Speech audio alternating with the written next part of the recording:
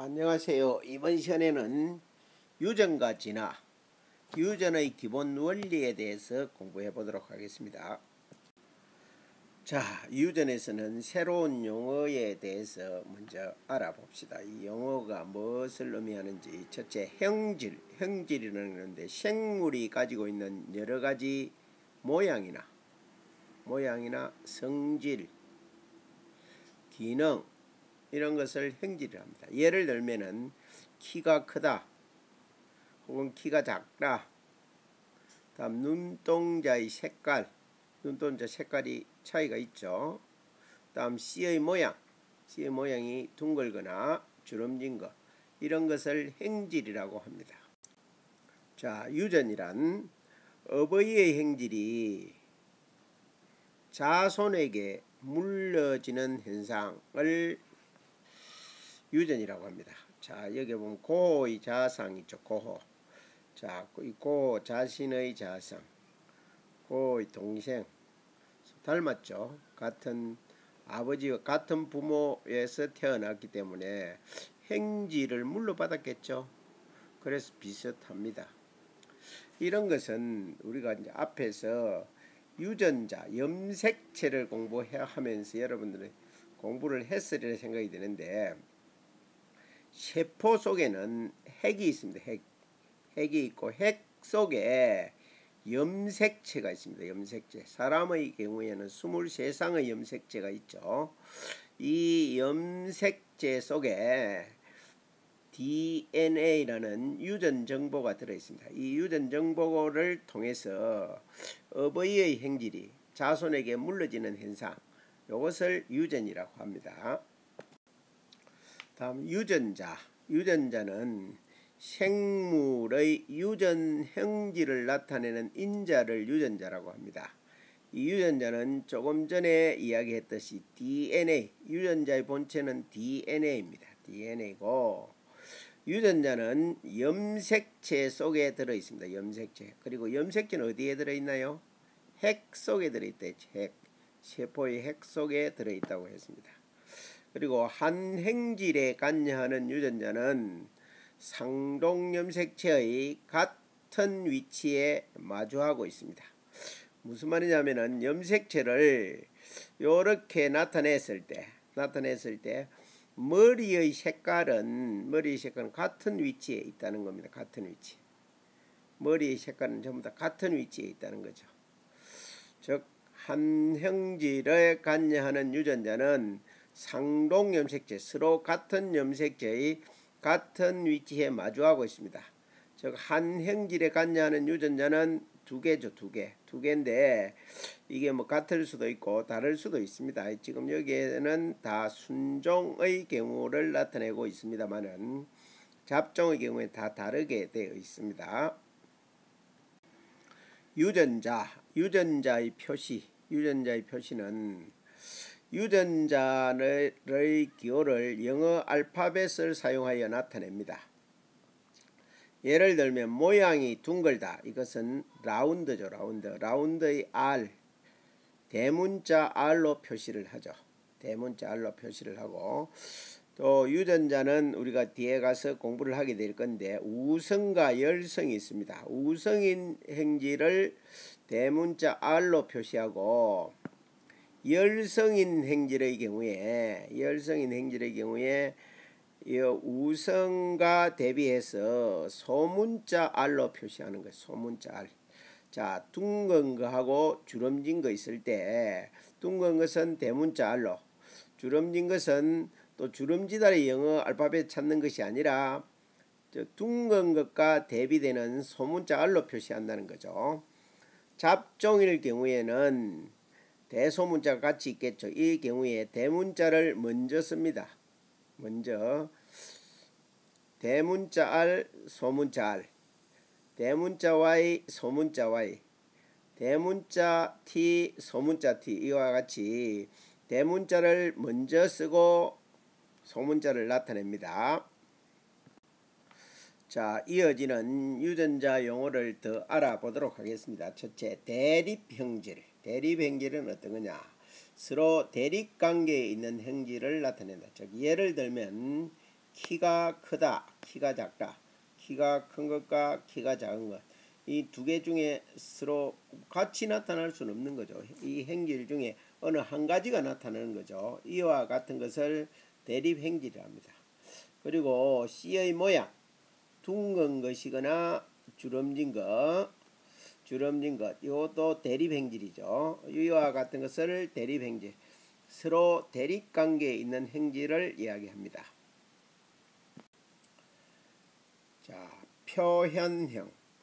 표현이란 말이 무슨 말이죠? 표현. 겉으로 드러내는 것을 표현이라 하죠. 겉으로 드러내는 것. 겉으로 드러나는 형질을 표현행이라 합니다. C의 모양. 겉으로 드러났죠. 우리 눈으로 보면 바로 알 수 있죠. 둥글다, 주름지다. C의 모양. 이런 것이 표현행이죠. C의 색깔. 역시 표현행이죠. 겉으로 드러난 것입니다. 이런 것을 표현행이라 한다. 자, 유전자형의 경우에 형질을 나타내는 유전자의 조합을 기호로 나타낸 것. 알파벳으로 나타내죠. 황색의 경우는 두 가지 종류가 있는데 대문자 Y, 대문자 Y, 대문자 Y, 소문자 Y. 이게 무엇이냐? 대문자 Y, 대문자 Y는 순종입니다. 순종. 같은 걸로 이루어져 있죠. 대문자 Y, 소문자 Y는 잡종이죠. 잡종. 이것은 뒤에 가면서 조금 더 공부하면 아마 알 수 있을 겁니다. 둥글고 황색, 둥글고 황색. 이건 둥근 것과 황색이 같이 나타낸 거죠. 그래서 대문자 R, 대문자 R, 대문자 Y, 대문자 Y로 나타내죠. 다음 순종. 순종은 한 형질을 나타내는 유전자의 구성체가 같은 개체. 같은 개체로 자, 대문자 Y, 대문자 Y, 소문자 Y, 소문자 Y. 대문자 R, 대문자 R, 소문자 R, 소문자 R. 대문자 R, 대문자 R, 소문자 R, 소문자 Y, 소문자 Y. 자, 이와 같이 구성 유전자, 즉 알파벳 종류가 같은 것으로 이루어져 있죠. 이런 것을 순종이라고 합니다. 순종. 이런 것은 자화수분 혹은 자가수분을 하면은 자손대대로 똑같은 행질만 나타나겠죠. 잡종은 한 형질을 나타내는 유전자의 구성이 다른 개체입니다. 다른 개체. 알파벳의 종류가 다르죠. 알파벳이 대문자, 소문자가 다릅니다.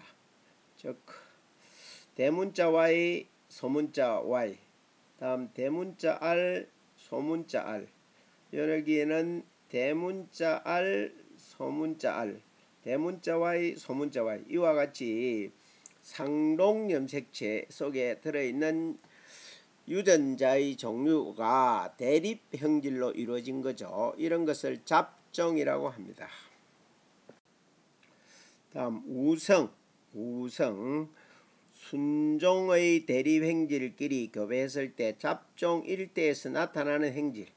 예를 들면 둥근 완두와 주름진 완두를 교배했을 때 잡종 제1대에서는 둥근 행질만 나타납니다.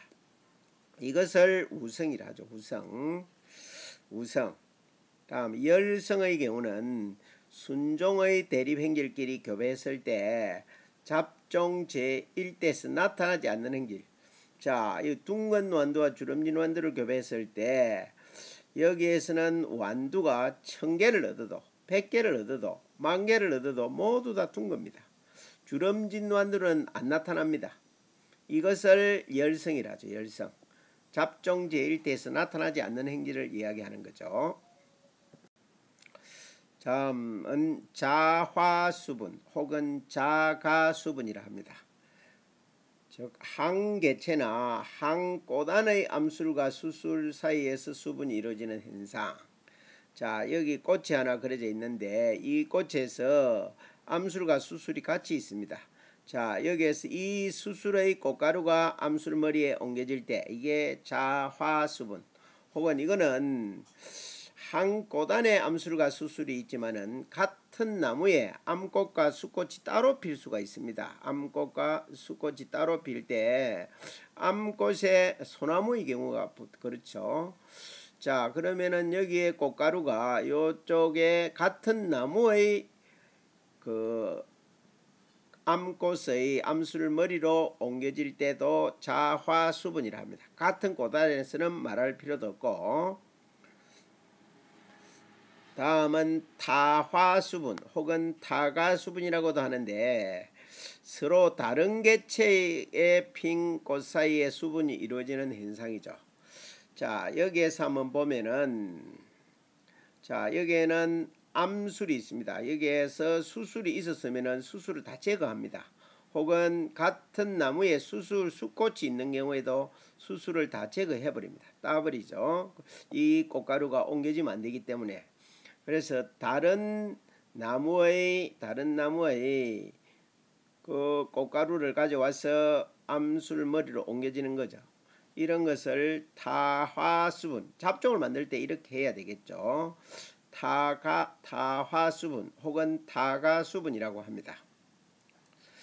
자, 여러분들은 여기까지 유전 용어에 대해서 우리가 알아봤는데, 여러분들이 이 유전 용어의 의미를 정확하게 알고 있어야 그 다음부터 내용을 이해할 수 있게 됩니다. 한 번씩 더 살펴보고 이 용어의 의미를 정확하게 파악을 하기 바랍니다.